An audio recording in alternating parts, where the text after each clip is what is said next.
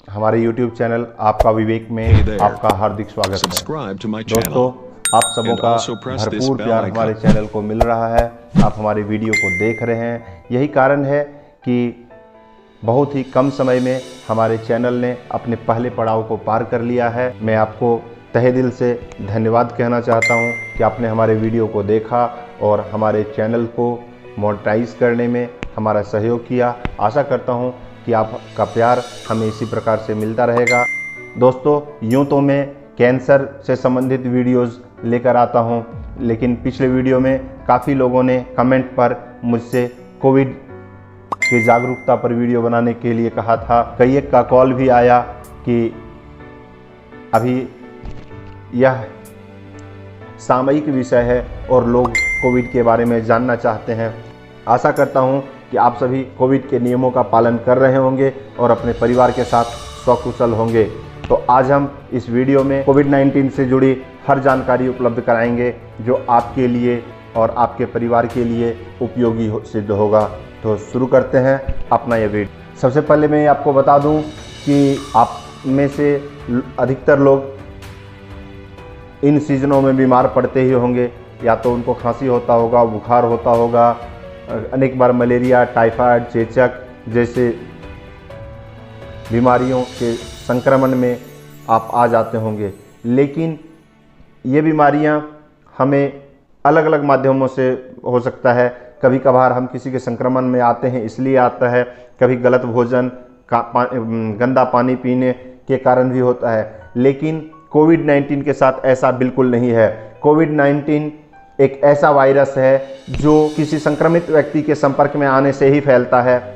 तो यह स्पष्ट जान लेना जरूरी है कि इस वायरस के लिए डायरेक्ट या इनडायरेक्ट दोनों तरह के कांटेक्ट जिम्मेवार हैं। अगर हम किसी संक्रमित व्यक्ति से डायरेक्ट मिलते हैं तो यह डायरेक्ट कांटेक्ट हुआ, और अगर हम किसी संक्रमित व्यक्ति ने किसी वस्तु को छुआ और वहाँ पे संक्रमित वायरस टिक गया और उसी वस्तु को किसी गैर संक्रमित व्यक्ति ने दोबारा छुआ तो यह फैल सकता है। अब एक दूसरा सवाल है जो काफ़ी लोग पूछते हैं, आखिर कोरोना वायरस का आकार क्या होता है? तो ये तो बचपन में ही पढ़ाया गया होगा कि कोशिकाओं का आकार बिल्कुल ही छोटा होता है, जिसे हम अपनी नंगी आंखों से नहीं देख सकते हैं। एक कोशिका के अंदर हजारों की संख्या में वायरस रह सकते हैं। ये वायरस कोशिकाओं से भी अति सूक्ष्म होता है। एक पुस्तक अध्ययन में मुझे पता चला कि अगर पूरे विश्व में मौजूद सभी कोरोना वायरस को एक जगह इकट्ठा किया जाए तो आपको जानकर आश्चर्य होगा कि उसकी मात्रा इतनी होगी कि आप कल्पना भी नहीं कर सकते हैं। जी हाँ, क्या ये इतनी होगी? नहीं, बिल्कुल नहीं। तो क्या इतनी होगी? नहीं। ये सिर्फ एक चम्मच नमक के बराबर होगी। जी हाँ, एक टीस्पून में जितना नमक अट सकता है उससे भी कम वायरस आज पूरे विश्व में फैला हुआ है। तो आप अंदाज़ा लगा सकते हैं कि इस वायरस का आकार क्या है। अब अगला सवाल जो पूछा जा रहा है कि कोविड-19 के लक्षण क्या हैं?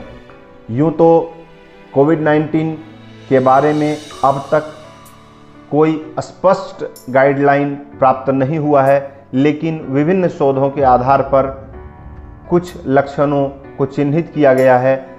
और ख़ास करके इस बार का जो डबल म्यूटेंट कोरोना वायरस है, इसमें तो वो भी लक्षण देखने को नहीं मिल रहे हैं। लेकिन आरंभिक तौर पर अगर आपको तेज़ बुखार है, खांसी है, सांस लेने में परेशानी हो रही है, अगर कोई वस्तु आप खा रहे हैं उसका स्वाद आपको पता नहीं चल रहा है, आप कोई स्मेल लेते हैं जैसे कोई परफ्यूम या कोई खट्टा चीज़, कोई मीठा चीज़ जिसका सुगंध सूंघकर हम आसानी से टेस्ट पता कर सकते हैं, अगर वो भी आपको उनका टेस्ट बिल्कुल नहीं पता नहीं चले, उनका कोई गंध आपको पता नहीं चले, तो ये आपके आरंभिक लक्षण हो सकते हैं।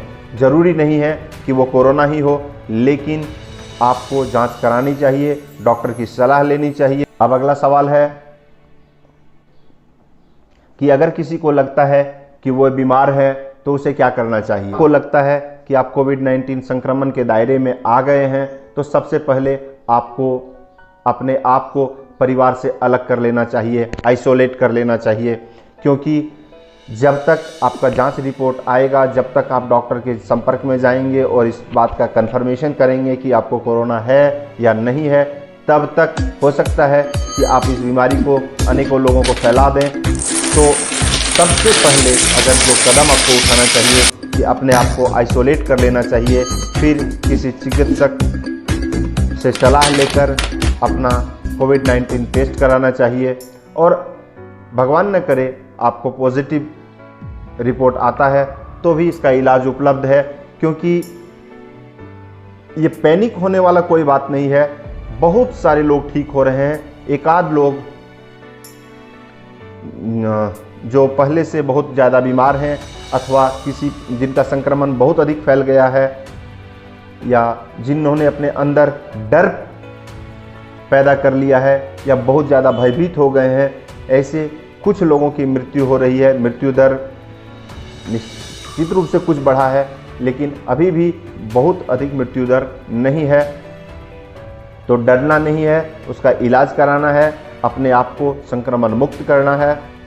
अब एक सवाल है कि क्या उस व्यक्ति से कोविड संक्रमण फैल सकता है जिसमें कोविड-19 के कोई भी गुण देखने को नहीं मिल रहे हैं। तो यहाँ पे अनेक शोध द्वारा पता चला है कि जिनके अंदर कोई भी लक्षण दृष्टिगोचर नहीं भी होते हैं, वे भी उनके द्वारा भी कोविड का संक्रमण फैल सकता है। ज़रूरी नहीं कि उसे कोविड हो, लेकिन वो कैरियर का काम कर सकता है।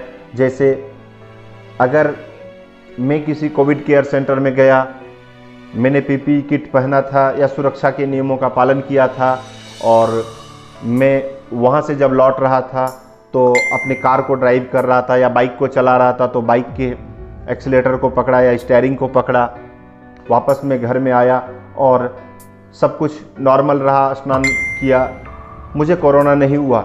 लेकिन उसी कार का इस्तेमाल मेरे परिवार के किसी अन्य सदस्य ने किया, जिसने उस स्टीयरिंग को छुआ या कुछ किया, तो वो संक्रमण का शिकार हो सकता है।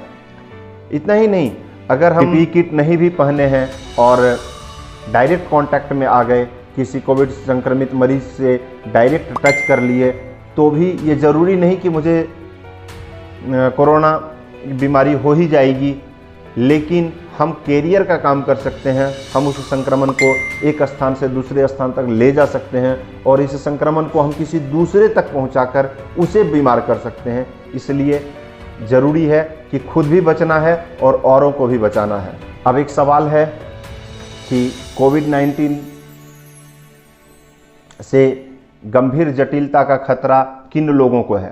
तो अब तक तो आप न्यूज़ चैनलों के माध्यम से जान ही गए होंगे कि कोविड-19 किसी भी उम्र के व्यक्ति को हो सकता है, छोटे बच्चे को हो सकता है, जवान को हो सकता है, बूढ़े को हो सकता है, महिला को हो सकता है, पुरुष को हो सकता है, डॉक्टर को हो सकता है, इंजीनियर को हो सकता है, नेता को हो सकता है। कोई भी इससे बचा हुआ नहीं है। ये न जाति देखता है, न धर्म देखता है, न ऊंच देखता है, न नीच देखता है।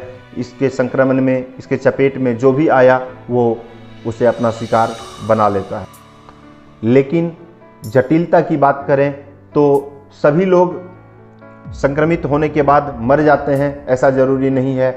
लेकिन अगर आरंभ से ही किसी के शरीर में गंभीर बीमारी है, जैसे उन्हें मधुमेह है, किडनी डिजीज़ है, कैंसर है, फेफड़ों से संबंधित कोई बीमारी है, हृदय से संबंधित कोई बीमारी है, तो ऐसे लोगों को संक्रमण का खतरा बढ़ जाता है। अगर इनको संक्रमण हो गया तो उनकी जटिलताएं बढ़ जाती है। ऐसे लोगों को ही आईसीयू और वेंटिलेटर की ज़रूरत पड़ती है। अब हम बात करें सोशल डिस्टेंसिंग बनाए रखने का क्या मतलब है। सोशल डिस्टेंसिंग से तात्पर्य है कि हम एक दूसरे से दूर रहें। हम परिवार में भी रहें तो ज़रूरी नहीं कि सभी आपस में मिलकर बैठें, एक साथ बैठें। सोशल का अर्थ ही सामाजिक होता है, और जब भी हम एक से अधिक लोगों के बीच में जाते हैं तो वह सामाजिक होता है। तो उसके बीच में हमें दूरी बनानी चाहिए और ऐसा प्रयास करना चाहिए कि हम पब्लिक प्लेस में कम से कम जाएं। ठीक है, जहाँ पे अलग अलग लोग आते हैं वहाँ पे बिल्कुल ही ना जाएं।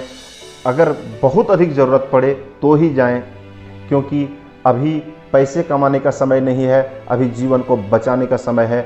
आज अगर आप अपने जीवन को बचा लेते हैं तो कल आप सुखी जीवन जी पाएंगे, और अगर आपका जीवन ही नहीं रहा तो आपका पैसा, आपका धन, आपका संपत्ति, आपका वैभव किसी काम का। अब अगला सवाल है कि कोविड-19 का खतरा कम करने के लिए मेरा परिवार क्या क्या कदम उठा सकता है।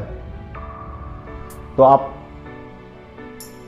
अभी न्यूज़ चैनल देख ही रहे होंगे, अखबार पढ़ ही रहे होंगे, हर समय गाइडलाइंस आ रहा है, सभी स्पष्ट रूप से इनको बतला रहे हैं, तो आप उनका पालन करें, क्योंकि किसी भी प्रकार का मिसलीड में न पहुँचें।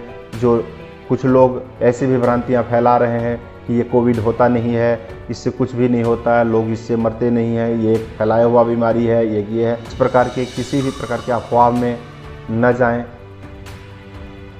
बीमार लोगों के संक्रमण में आने से बचें। अगर आप बीमार हैं तो समुचित इलाज कराएं और अपने घर पर ही रहें। कोशिश करें कि अपना इलाज आपके घर में हो, क्योंकि अगर आपको किसी भी प्रकार की बीमारी है, मान लीजिए कि आपके आंखों में दर्द है और आप अपने आंखों का इलाज कराने के लिए अस्पताल जाते हैं, तो आप आंखों का इलाज तो बाद में कराएंगे, लेकिन आपको हो सकता है कि कोविड का इलाज कराने के लिए तुरंत ही जाना पड़ेगा, क्योंकि वहाँ पे कोई न कोई संक्रमित मरीज आपको मिलेगा और जिसके माध्यम से आपको भी संक्रमण होने का खतरा बढ़ जाएगा। इसलिए अस्पताल जाने से बचें। बहुत ही पैनिक माहौल होने पर ही अस्पताल जाएं।